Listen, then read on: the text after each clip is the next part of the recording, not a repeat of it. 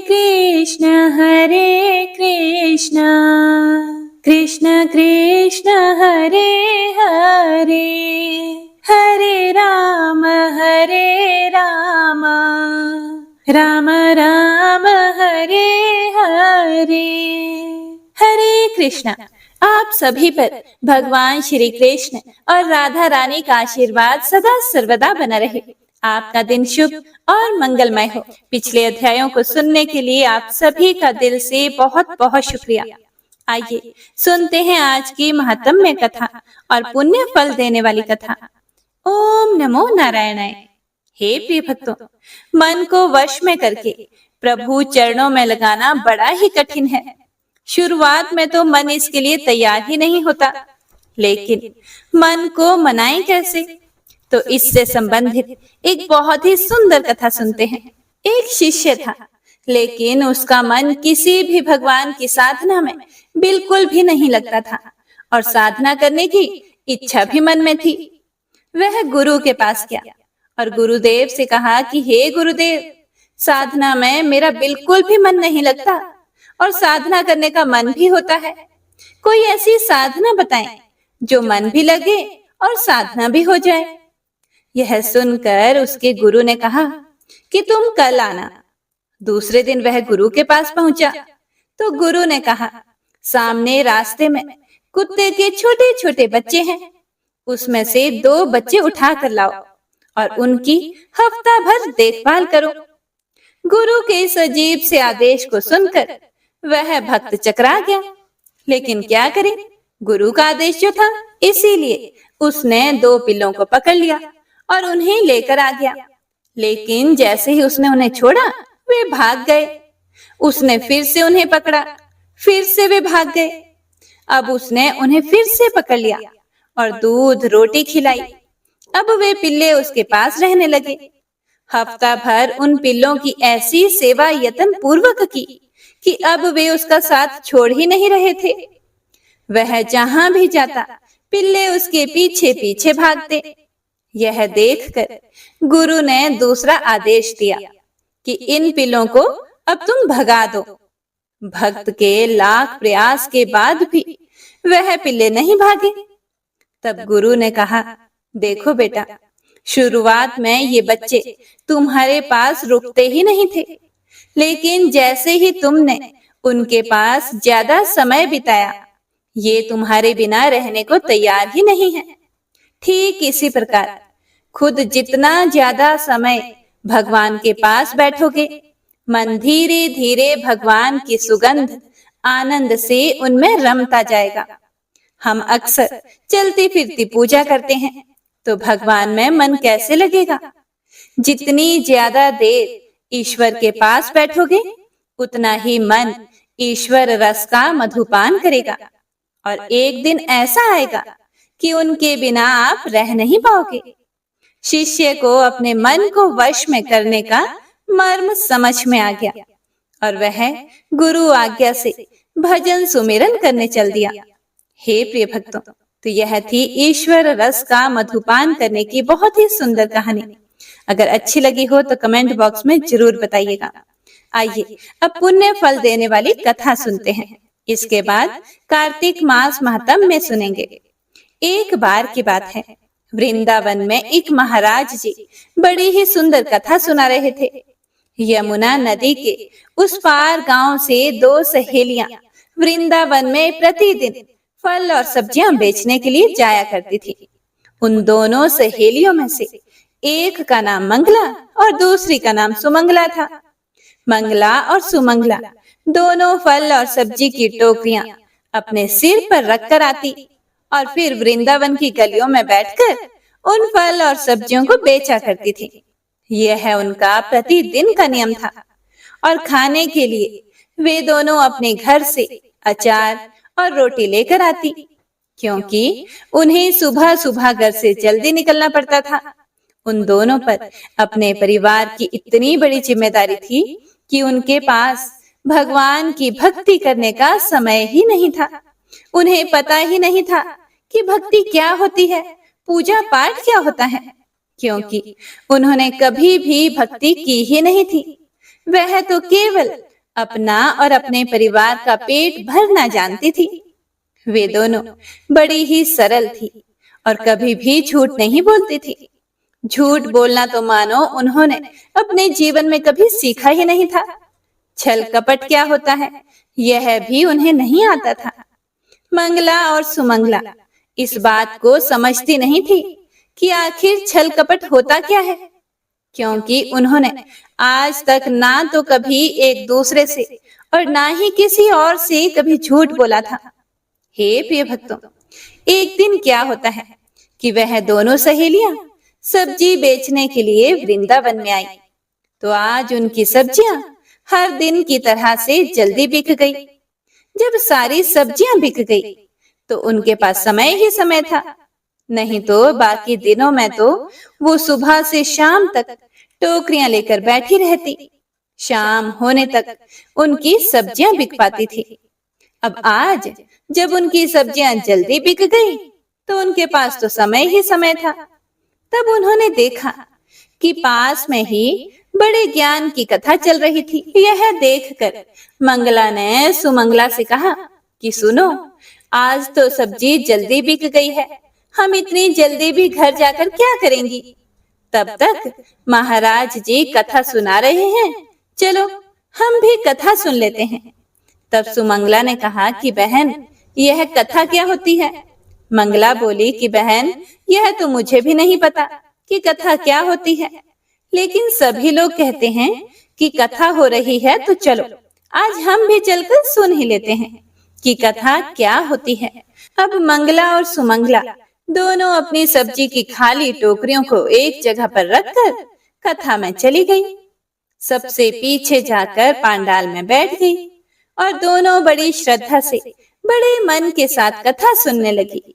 महाराज जी कथा सुना रहे थे। वे कह रहे थे कि जिसने कभी भगवान से प्रेम नहीं किया उनका जीवन तो बेकार है।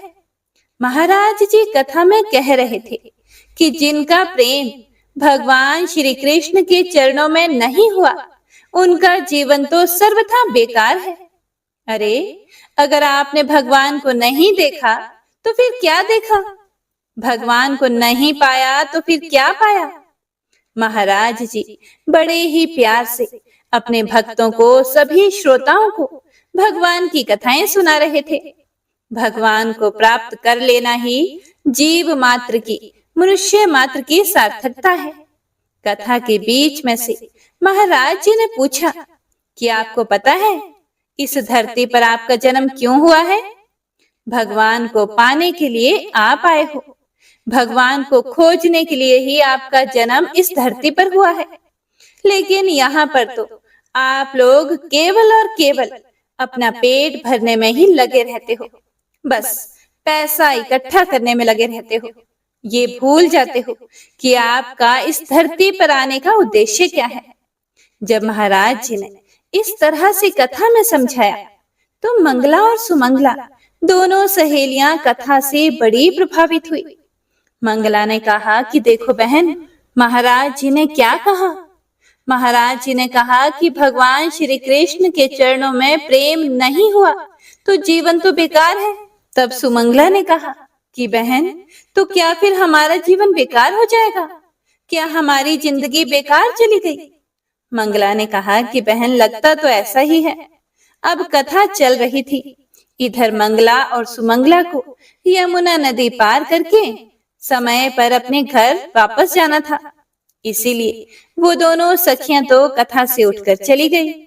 लेकिन रास्ते भर दोनों सखियां यही चर्चा कर रही थी कि बहन, तू बता, क्या तूने कभी भगवान कृष्ण को देखा है? मंगला भी अपनी सखी सुमंगला की तरह बड़ी भोली भाली थी। वो भी कहने लगी कि बहन, मैं तो हमेशा तेरे साथ ही रहती हूँ, भला मैंने भगवान को कहाँ देखा? तब सुमंगला बोली कि चलो फिर तो हमें भगवान को देखना ही चाहिए। महाराज जी ने यह भी तो कहा है कि अगर भगवान को नहीं देखा और भगवान से प्रेम नहीं किया तो जीवन बेकार है। अब वे दोनों सखियां भगवान के बारे में कुछ तो जानती नहीं थी, ना उन्होंने कभी पूजा की थी, उन्होंने भगवान के स्वरूप को भी नहीं देखा था। तो सुमंगला बोली कि बहन ये तो बताओ कि भगवान मिलेंगे कहाँ। मंगला कहने लगी कि मुझे लगता है कि भगवान साधु संतों के पास जरूर होंगे। तब तो वह साधु संतों के पास ही मिलेंगे। चलो उन्हीं के पास चलते हैं, उन्हीं को ढूंढते हैं। फिर दोनों सहेलियां बातें करती करती यमुना नदी के तट पर पहुंच गई और वहीं किनारे पर एक पेड़ की ठंडी ठंडी छांव में बैठकर उन्होंने साथ लाया हुआ अचार और रोटी खाई। खाते समय वे दोनों आपस में बस यही चर्चा कर रही थी कि हम तो तुच्छ प्राणी हैं, हम तो बड़े अभागे हैं, हमने तो आज तक भक्ति नहीं की, हमें तो आज तक भगवान के दर्शन भी नहीं हुए, हमें भगवान कहाँ मिलेंगे। उन्होंने कहा साधुओं को भगवान जरूर मिलते हैं। तभी यमुना नदी के किनारे पर एक महात्मा जी आ रहे थे। महात्मा जी पहुंचे तो उन्होंने अपना मंडल और अपना झोला यमुना जी के तट पर रख दिया और एक दूसरे पेड़ की ठंडी छांव में लेटकर आराम करने लगे। इसी बीच में उन्हें गहरी नींद आ गई। तब सुमंगला और मंगला ने उन्हें सोता हुआ देखा तो वे आपस में ही कहने लगी कि सुनो, यह महाराज जी हैं और इनका सामान भी यहीं पर रखा हुआ है, फिर तो भगवान भी यहीं होंगे। महाराज जी ने तो अपने शरीर पर केवल एक धोती पहन रखी थी, उनके अलावा उनके शरीर पर और कोई भी कपड़ा नहीं था, इसीलिए भगवान को उन्होंने कहीं छुपाया तो नहीं था, जरूर उनके सामान में ही होंगे। यह सोचकर मंगला बोली कि चलो बहन जल्दी से चलो। फिर उन्होंने अपनी रोटी और अचार को अधूरा ही छोड़ दिया और दोनों दौड़ कर गई और महाराज जी का जो सामान रखा हुआ था उसमें कमंडलू खोला तो देखा उसमें कुछ नहीं था। फिर उन्होंने वो झोला निकाला तो उसमें उनका पूजा पाठ का कुछ सामान रखा हुआ था।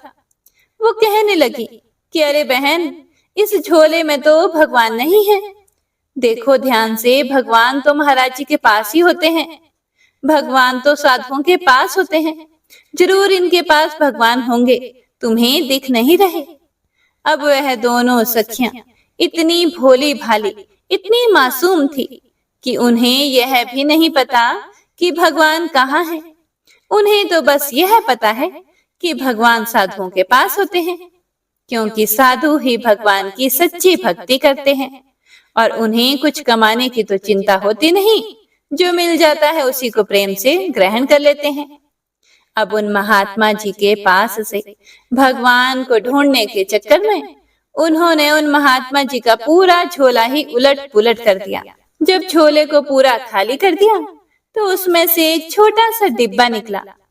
अब जैसे ही उन्होंने उस डिब्बे को खोला तो उस डिब्बे के अंदर छोटे से लड्डू गोपाल जी बैठे हुए मिले।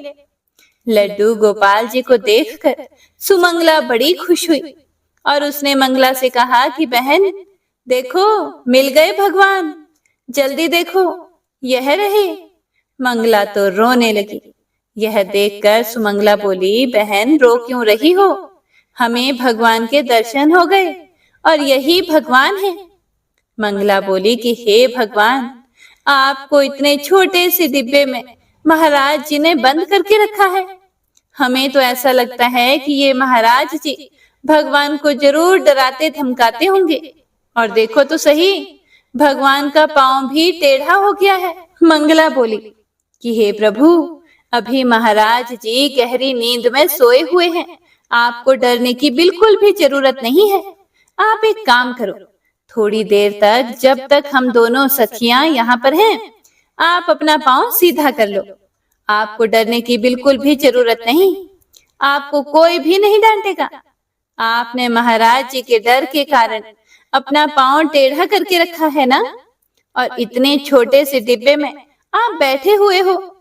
अगर आप मेरे साथ मेरे घर चलोगे तो मैं आपको अपनी टोकरी में बिठाऊंगी। मंगला ने देखा कि उसकी बातों का कोई भी असर भगवान पर नहीं हो रहा। उन्होंने अब भी अपना पांव टेढ़ा ही करके रखा हुआ है, तो वह कहने लगी कि लगता है भगवान कुछ ज्यादा ही डरे हुए हैं। सुमंगला ने कहा कि लाओ, हम इनका पांव सीधा कर देते हैं। फिर वो लड्डू गोपाल जी से बोली कि हे प्रभु, चलिए हम आपका पाँव सीधा कर देते हैं, आप तो खुद पाँव सीधा कर ही नहीं रहे। ऐसा कहते ही सुमंगला ने भगवान को पकड़ा और उनका पाँव पकड़कर खींचने लगी। सुमंगला ने जब लड्डू गोपाल जी का पाँव पकड़कर खींचा और उनके पैर को सीधा किया, फिर कहा कि हे भगवान, आपको डरने की जरूरत नहीं, महाराज जी तो सो रहे हैं, तब तक आप अपना पाँव सीधा कर लो। पता नहीं आपने कब से अपना पाँव मोड़ कर रखा है। अगर आप पाँव सीधा कर लोगे तो आपको भी अच्छा लगेगा। जब सुमंगला ने उनका पाँव सीधा किया तो भगवान उसकी सहजता और उसकी सरलता पर रीझ गए। ना जाने कौन से गुण पर दयानिधि रीझ जाते हैं। भगवान उस मंगला और सुमंगला की सरलता और मासूमियत पर रीझ गए। वे उनकी सरल भक्ति से बड़े प्रसन्न हुए। जब भगवान रीझे तो सुमंगला ने पाँव पकड़कर खींच लिया। अब लड्डू गोपाल जी ने अपना पाँव सीधा कर लिया। अब एक पाँव तो सीधा हो गया, लेकिन दूसरा पाँव अभी भी मुड़ा हुआ था। तो दूसरी सहेली ने उनका दूसरा मुड़ा हुआ पाँव भी खींच लिया, वह भी सीधा हो गया। अब तो भगवान छोटे से बड़े हो गए। जो पाँव अभी तक टेढ़े थे वह पाँव भी सीधे हो गए। मंगला और सुमंगला ने ठाकुर जी को खड़ा कर दिया और उनके पास खाने के बाद जो अचार और रोटी बची हुई थी, तो उन्होंने भगवान से कहा कि हे प्रभु, हमें लगता है कि आप भूखे होंगे, आप खाना खा लीजिए। तो भगवान उनके प्रेम में रीझ कर उनकी बची हुई बासी रोटी और अचार भी खाने लगे। लड्डू गोपाल जी का मुंह खुला और वे दोनों सखियां भगवान जी को बारी बारी से खिलाने लगी। भगवान उनकी तरफ देखकर मंद मंद मुस्कुराते भी जाते थे और खाना भी खाते जाते थे। मंगला और सुमंगला बड़े प्रेम से उन्हें खिला रही थी। तब तक महाराज जी की नींद खुल गई। उन्होंने देखा कि दो कन्याएं हमारे झोले के पास खड़ी हुई हैं। तो महाराज जी उठे और बोले कि तुम कौन हो? क्या तुम चोर हो? तुम मेरे पास क्या चुराने आई हो? उन दोनों सहेलियों को अपने पास खड़ा देखकर महाराज जी तो जोर जोर से चिल्लाने लगे, चोर चोर, पकड़ो पकड़ो। अब मंगला और सुमंगला दोनों बोले कि बहन भागो यहाँ से। फिर दोनों सखियां भगवान से बोली कि भगवान जी ठीक है, हम जा रहे हैं, आपसे बाद में मिलेंगे, आपके दर्शन हमें दोबारा पता नहीं कब होंगे। ऐसा बोलकर वे दोनों सहेलियां लड्डू गोपाल जी को वहीं छोड़कर अपनी अपनी टोकरियां उठाकर तुरंत भाग गई। अब तो महाराज जी बड़े गुस्से में आ गए। उन्होंने देखा कि उनके थैले का सामान तो सारा नीचे पड़ा हुआ था और उनका थैला दूर पड़ा हुआ था। उन्होंने अपने थैले को उठाया और महाराज जी ने सारा सामान वापस रखा। लड्डू गोपाल जी का डिब्बा देखा तो डिब्बा खुला हुआ था, लेकिन भगवान नजर नहीं आ रहे थे। उन्होंने यहाँ वहां इधर उधर नजरें दौड़ाई तो देखा कि लड्डू गोपाल जी तो बालू रेत में पड़े हुए थे। अब जैसे ही महाराज जी ने अपने भगवान जी को डिब्बे में रखा तो भगवान डिब्बे में आए ही नहीं। अब डिब्बे से पांव बाहर निकालते हुए जिस डिब्बे में वह हमेशा रहते थे, अब लड्डू गोपाल उसमें आ ही नहीं रहे थे। तब महाराज जी ने ध्यान से देखा कि लड्डू गोपाल जी के तो दोनों पांव सीधे थे, उससे पहले उनके पांव मुड़े हुए रहते थे। यह देखकर महाराज जी लड्डू गोपाल जी के चरणों में गिर पड़े और कहने लगे, हे प्रभु, यह आपकी क्या लीला है? तभी मंगला ने दूर से आवाज लगाई, महाराज जी, भगवान को इतना डराना मत, आपने इन्हें डरा कर जो रखा था, ये टेढ़ा पांव करके बैठे हुए थे और हम दोनों सहेलियों ने इनके पांव को सीधा कर दिया है। अब उनके पांव टेढ़े मत करवाना, नहीं तो उन्हें बड़ा कष्ट होगा।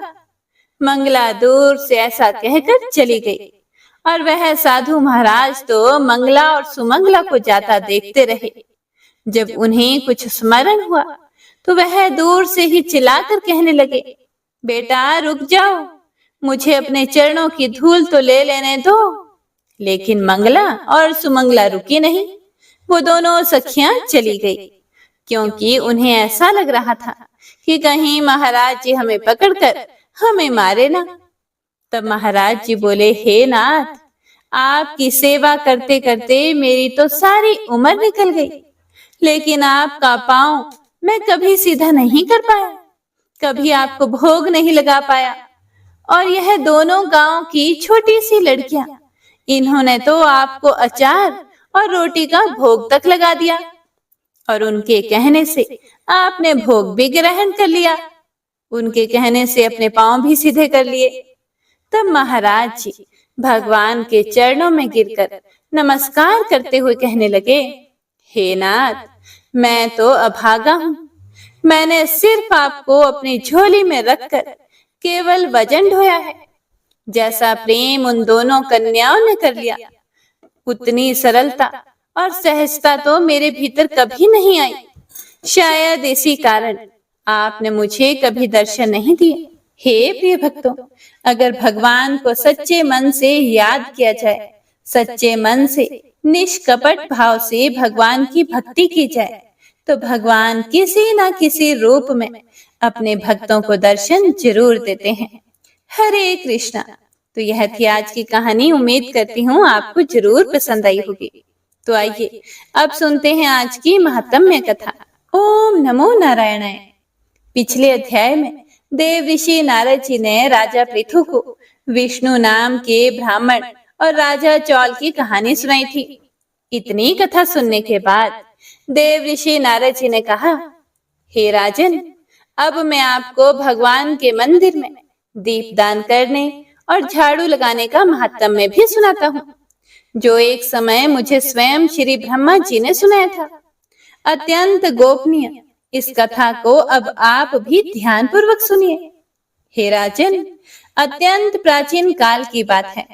चंद्र वंश में जयध्वज नाम का एक अत्यंत प्रतापी और प्रभु भक्त राजा राज्य करता था। वह प्रतिदिन भगवान के मंदिर में जाकर स्वयं झाड़ू लगाता और दीप जलाया करता था। एक दिन वितिहोत्र नामक राज पुरोहित स्वयं राजा को यह कार्य करते हुए देखकर विस्मय से पूछने लगे, हे राजन, भगवान को प्रसन्न करने के लिए और भी अनेक भक्ति युक्त कार्य हैं, फिर मंदिर में आप स्वयं सफाई करने और दीप जलाने में इतनी श्रद्धा क्यों रख रहे हो? इतना अधिक श्रद्धा का क्या रहस्य है? राजा ने हाथ जोड़कर अत्यंत विनम्र भाव से कहा, महाराज, इस संबंध में मेरे पूर्व जन्म का एक अत्यंत विस्मयकारी इतिहास है, जो भगवान की कृपा से मुझे इस जन्म में भी याद है। अगर आपका आदेश हो तो वह घटना मैं आपको भी सुनाऊं। पूर्व समय की वह घटना सुनाते हुए राजा जयध्वज ने कहा, सतयुग में स्वरोचिष मनवंतर में वेद वेदांगों को जानने वाला एक ब्राह्मण था, जो अत्यंत विद्वान होते हुए भी दुष्कर्मों में लिप्त रहता। उसके खोटे कर्मों के कारण उसके बंधु बांधवों ने उसका परित्याग कर दिया था। एक दिन भूख प्यास से अत्यंत दुखी होकर वह घूमता फिरता नर्मदा नदी के तट पर जा पहुंचा और वहीं पर उसने अपने प्राण त्याग दिए। उसकी पत्नी भी व्यभिचारिणी थी, इसीलिए उसके बंधुओं ने भी उसे घर से बाहर निकाल दिया था। उसी के गर्भ से अत्यंत पापी मैं उत्पन्न हुआ। उस जन्म में मेरा नाम दंड केतु था। दूसरों की पत्नियों, वैश्याओं और धन के लिए मैंने गौ, पशु और अनेक मनुष्यों की हत्याएं तक की और इस प्रकार पाप पूर्ण जीवन बिताता रहा। एक रात को किसी दूसरे की स्त्री से भोग करने की इच्छा से मैं एक सोने मंदिर में गया। वहां जाकर मैंने वस्त्र से वह स्थान साफ किया और दीपक जलाया। उस सोने मंदिर में दीपक जलता देखकर गांव के रक्षक वहां आ गए और मुझे चोर या डाकू समझकर उन्होंने लाठियों से मुझ पर इतना प्रहार किया कि मेरी मृत्यु हो गई। देवालय में ही मेरे प्राण निकल गए। मेरे प्राण निकलते ही भगवान के दूत वहां आ गए और मुझे सुंदर विमान में बिठाकर वैकुंठ लोक को ले गए। कार्तिक के महीने में भगवान के मंदिर में झाड़ू लगाने और दीपक जलाने से मुझे इतना फल मिला कि कई कल्प तक स्वर्ग में सुख भोग कर अब मैंने चंद्र वंश में जन्म लिया है। अगर श्रद्धा और भक्ति पूर्वक यही क्रिया कार्तिक के पूरे महीने में की जाए तो उसके पुण्य का तो कहना ही क्या है। उसका वर्णन तो स्वयं श्री ब्रह्मा जी भी नहीं कर सकते। हे प्रिय भक्तों, एक और अन्य कथा सुनाते हुए देव ऋषि नारद जी ने कहा, हे राजन, अब दूसरे के दीपक जलाने का महात्म्य भी सुनिए। मनुवंश के प्रतापी राजा रैवत के पुत्र भद्र बुद्धि के पुत्र का नाम सुदर्शन था। नाम के अनुरूप ही सुदर्शन अत्यंत ही सुंदर और पराक्रमी था। भद्र बुद्धि की राजधानी नर्मदा के तट के समीप महेंद्र पर्वत पर थी। एक बार शिकार खेलने के लिए सुदर्शन अपने साथियों के साथ वन में गया और घूमते फिरते उसने नदी के उस पार एक सुंदर कन्या को देखा तो साथियों को वहीं छोड़कर घोड़े पर सवार होकर वह उसी क्षण नदी के उस पार जा पहुंचा। वहां उस रूपवती कन्या को देखकर सुदर्शन उस पर मोहित हो गया। कन्या भी उस सुंदर बलशाली वीर पुरुष को देखकर लज्जा को प्राप्त हुई। सुदर्शन ने शालीनता पूर्वक उस कन्या का परिचय पूछा। तब उस कन्या ने बताया कि वह तो गौड़ राजा की पुत्री है और उसका नाम मदनालसा है। अपनी सखियों के साथ क्रीड़ा करने के लिए वह यहाँ आई हुई है। इसके बाद स्वेच्छा पूर्वक उन दोनों ने ही गंधर्व रीति से वहीं पर अपना विवाह कर लिया और कुछ समय तक नर्मदा नदी के तट पर वे दोनों विहार करते रहे। फिर अपने घर आकर वे दोनों आनंद पूर्वक रहने लगे। कुछ समय के बाद राजा भद्रबुद्धि अपने पुत्र सुदर्शन को सारा राज्य सौंपकर स्वयं वन में तपस्या करने के लिए चले गए। राजा बनने के बाद सुदर्शन बड़ी कुशलता पूर्वक राजपाट चलाने लगा। रानी मदनालसा अपने पति को विष्णु भगवान की पूजा आराधना करने का सदा उपदेश दिया करती थी। इस प्रकार वे दोनों ही भगवान के अनन्य भक्त बन गए। राजा सुदर्शन ने रानी की प्रेरणा से भगवान का एक स्वर्ण मंदिर बनवाया। दोनों ही उसमें प्रतिदिन भगवान का पूजन और कार्तिक मास में दीपदान अर्थात दीप जलाया करते थे। एक दिन रानी मंदिर में दीपक जला रही थी। उसी समय राजा ने उसे बुलवाया, लेकिन दीपक जलाकर आने में रानी को थोड़ी देर लग गई, जिससे राजा बड़े क्रोधित हुए। तब राजा ने बहुत ही क्रोध में अपनी रानी से कहा, तुम तो कहती थी कि पति ही पत्नी का देवता होता है, फिर दीपदान करने में इतनी देर लगाकर तुमने मेरा अनादर क्यों किया? अगर देरी का कोई और गुप्त कारण हो तो कहो। तब सती साध्वी मदनालसा अत्यंत स्नेह युक्त वचनों से बोली, हे महाराज, मैं दीपदान का महत्व आपको बताती हूँ। अब आप भी ध्यान पूर्वक मेरे वचनों को सुनो। हे प्रिय भक्तों, अपने पिछले जन्म की कहानी सुनाते हुए रानी ने कहा, मैं पिछले जन्म में एक चूहिया थी। गोदावरी नदी के तट पर एक मंदिर में मैं रहा करती थी। एक दिन भगवान के मंदिर में रात को जलते हुए दीपक की बत्ती छोटी होने के कारण बुझने लगी और मैंने घी खाने के लालच से बत्ती को मुंह से पकड़कर उठा लिया। मेरे ऐसा करने से दीपक की लौ तेज हो गई, लेकिन साथ ही मेरा मुंह भी जल गया। इससे मैं मृत्यु को प्राप्त हुई, क्योंकि रात के समय भगवान के मंदिर में दीपक जलाते हुए मेरी मृत्यु हुई थी। इस कारण मैंने इस जन्म में ऐसा सुंदर रूप पाया है और मैं आपकी रानी बन गई। अगर कोई श्रद्धा पूर्वक भगवान के मंदिर में दीपदान करता है तो उसके फल का तो कहना ही क्या है। अपनी रानी के मुख से यह वचन सुनकर राजा सुदर्शन ने आजीवन कार्तिक मास का व्रत करके भगवान के मंदिर में दीपदान किया और अंत में वह वैकुंठ लोक को प्राप्त हुआ। ओम नमो नारायणाय। आज का यह अध्याय यही समाप्त होता है। इसके आगे का वर्णन आप सभी अगले अध्याय में जरूर सुनिएगा। आइए अब सुनते हैं श्री तुलसी चालीसा। श्री तुलसी महारानी करो विनय सिर नाए, जो मम हो संकट विकट दीजे मात नशाए। नमो नमो तुलसी महारानी, महिमा मिट ना जाए बखानी। दियो विष्णु तुमको सन्माना, जग में छायो सुयश महाना। विष्णु प्रिया जय जयति भवानी, तिहु लोक की हो सुख खानी। भगवत पूजा कर जो कोई, बिना तुम्हारे सफल न होई। जिन घर तब नहीं होए निवासा, उस पर करी विष्णु नहीं वासा। करे सदा जो तब नित सुमिरन, तेहि के काज होए सब पूरन। कार्तिक मास महात्म तुम्हारा, ताको जानत सब संसारा। तब पूजन जो करे कुवारी, पावे सुंदर वर सुकुमारी। कर जो पूजन नित प्रति नारी, सुख संपत्ति से होए सुखारी। वृद्धा नारी करे जो पूजन, मिले भक्ति होवे पुलकित मन। श्रद्धा से पूजे जो कोई, भवनिधि से तर जावे सोई। कथा भागवत यज्ञ करावे, तुम बिन नहीं सफलता पावे। छायो तब प्रताप जग भारी, ध्यावत तुम ही सकल चित धारी। तुम ही मात यंत्रन तंत्रन में, सकल काज सिद्धि हो वीक्षण में।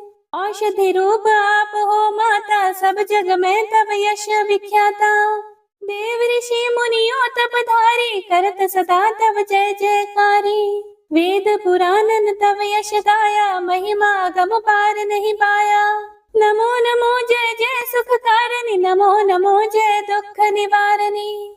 नमो नमो सुख संपत्ति देनी, नमो नमो अघ काटन छेनी। नमो नमो भक्तन दुख हरणी, नमो नमो दुष्टन मद छेनी। नमो नमो भव पार उतारणी, नमो नमो परलोक सुधारणी। नमो नमो निज भक्त उबारणी, नमो नमो जन काज संवारणी। नमो नमो जय कुमति नशावनी, नमो नमो सुख उपजावनी। जयति जयति जय तुलसी माई, ध्याऊं तुमको शेष नवाई। निज जन जानी मोहि अपनाओ, बिगड़े कारज आप बनाओ।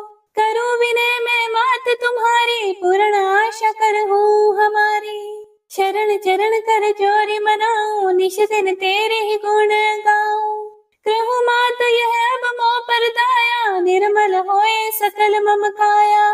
मंगू मात यह वर दीजे, सकल मनोरथ पूर्ण कीजे। जनो नहीं कुछ नेम आचारा, क्षमहु मात अपराध हमारा। 12 मास करे जो पूजा, तासम जग में और न दूजा। प्रथम ही गंगा जल मंगवावे, फिर सुंदर स्नान करावे।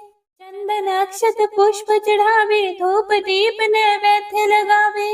करे आचमन गंगा जल से, ध्यान करे हृदय निर्मल से। पाठ करे फिर चालीसा की, स्तुति करे मात तुलसा की। यह विधि पूजा करे हमेशा, ताकि तन नहीं रहे कलेशा। करे मास कार्तिक का साधन, सोवे नित्य पवित्र सिद्ध हुए जाहि। है ये कथा महा सुखदाई, पढ़े सुने सो भव तर जाए। तुलसी मैया तुम कल्याणी, तुम्हारी महिमा सब जग जानी। भावना तुझे मनित नित ध्यावे, गागा कर मां तुझे रिझावे। यह श्री तुलसी चालीसा, पाठ करे जो कोई। गोविंद सो फल पावहि, जो मन इच्छा होए। जय मां तुलसा। हे प्रिय भक्तों, तो आज की यह कथा यहीं पर समाप्त होती है। उम्मीद करती हूँ आपको कथा बहुत अच्छी लगी होगी और आपने पूरे मन लगाकर पूरी सुनी होगी। अगर आपको कथा पसंद आई हो तो लाइक करके कमेंट बॉक्स में जयकारा जरूर लगाइएगा। तो मिलते हैं अगली कथा के साथ, तब तक के लिए हरे कृष्णा।